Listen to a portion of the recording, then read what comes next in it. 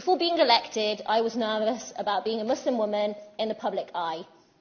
Growing up, I had seen the abuse prominent British Muslims were subject to.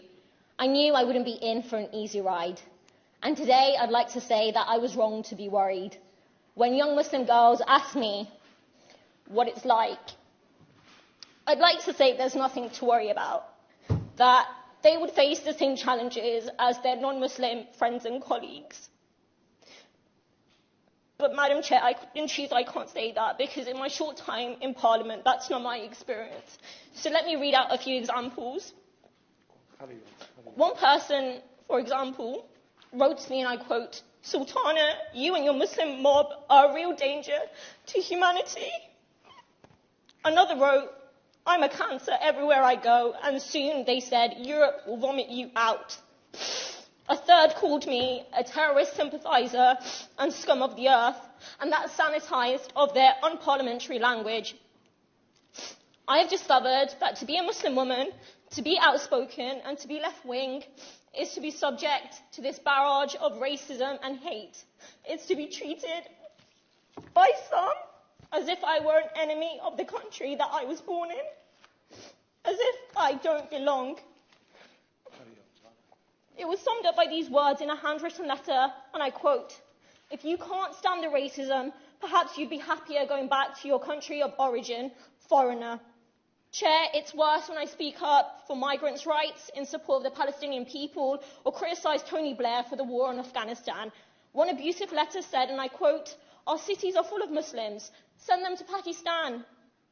Another suggested that I must support the Taliban, all because I'm Muslim and against endless war.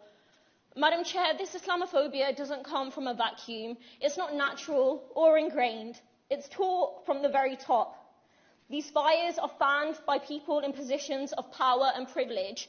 When a far-right online account targeted me with racist abuse, suggesting that Muslims were an invading army, a Conservative MP replied, not calling them out for their racism, by insulting me instead. When our England football stars were subjected to our racism, in the chamber I highlighted that the Prime Minister had fanned those flames, ridiculing Muslims and black people. And at the dispatch box, the Minister told me to watch my tone. But, Madam Chair, while none of this is nice, I know that the worst effects of Islamophobia and racism are not just in abusive language, it's in policies and political decisions. This Saturday marks the 20th anniversary of 9/11.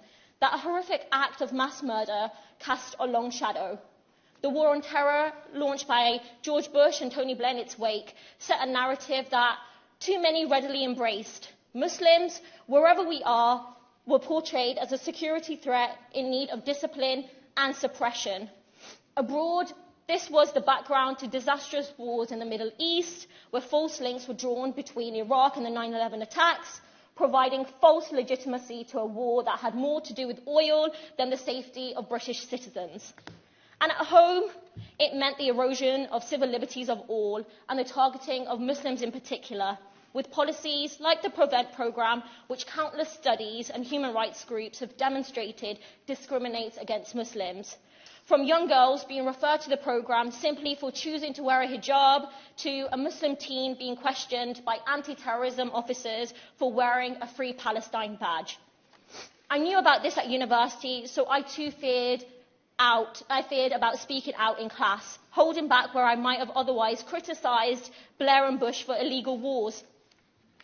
Growing up, I might have hoped that things would have been better, but if anything, it's got worse.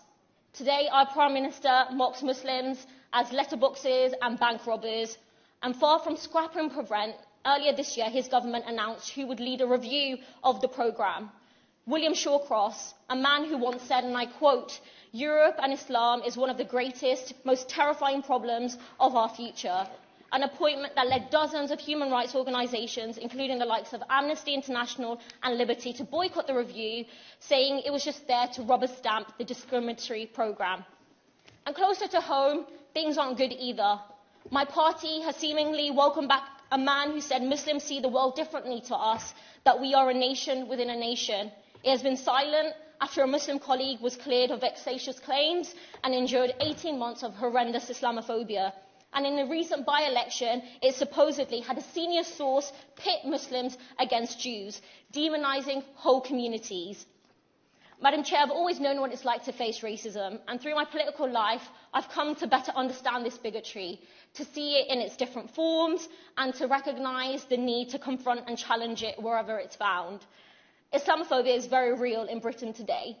It's something I know too well, but it can't be defeated in isolation. The people who are spreading this hate don't just target Muslims, they target black people, they target Jewish people, they target Gypsy, Roma and traveller communities, they target migrants and refugees. There is safety in solidarity, and it is only through uniting our struggles that we will defeat racism. Thank you.